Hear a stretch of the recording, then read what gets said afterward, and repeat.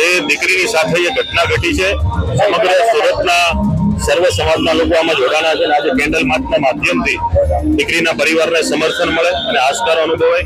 દીકરીના આત્માને શાંતિ મળે અને જે કોઈ પણ આવા નરાધમે જે પણ કૃત્ય કર્યું છે એને કડકમાં કડક સજા થાય એ માટેની આજની કેન્ડલ માર્ચ સાથેની સંયમતા સાથેની મૌન રેલીનું આયોજન. વાવડિયા, આજે અમારા પરિવારની જે દુઃખદ ઘટના ઘટી છે એ બીજા કોઈ પરિવાર સાથે આવી ઘટના ફરીવાર ન બને એ માટેનો આ સક્રિય પ્રયાસ છે. આ જે પણ કાંઈ કેન્ડલ માર્ચમાં જે પણ લોકો આવ્યા છે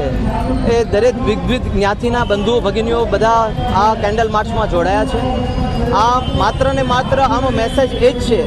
કે સમાજની અંદર જે પણ કંઈ દૂષણો હોય એ દૂષણો પરિવાર સમજી વિચારીને યોગ્ય સ્થાને એની રજૂઆત કરે અને એનું યોગ્ય નિરાકરણ થાય, કે ન તો આવી ઘટના વારંવાર બની જાય અને વારંવાર આવી કેન્ડલ માર્ચ થઈ શકે. આ હેતુ ખરેખર એ સજાગ બને.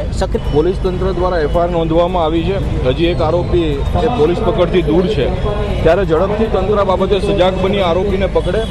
અને ભવિષ્યની અંદર કોઈ પણ પ્રકારના આવા સામાજિક તત્વો કે વિકૃતિ માનસિકતા ધરાવતા લોકો આવું કૃત્ય ના કરે,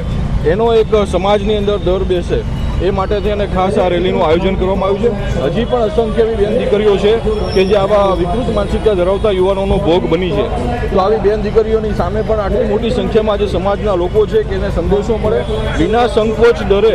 કોઈ પણ બાબત ગભરાયા વિના એમના મા બાપને ન કહી શકે, તો સમાજના જે પણ યુવાનો આ લડાઈની અંદર આગળ આવે છે એને પોતાની જે પણ કાંઈ બાબત છે એની જાણ કરે, એમનું નામ ગુપ્ત રાખી અને જે પણ આવા તત્વો એમને હેરાન પરેશાન કરી રહ્યા છે અને ચોક્કસ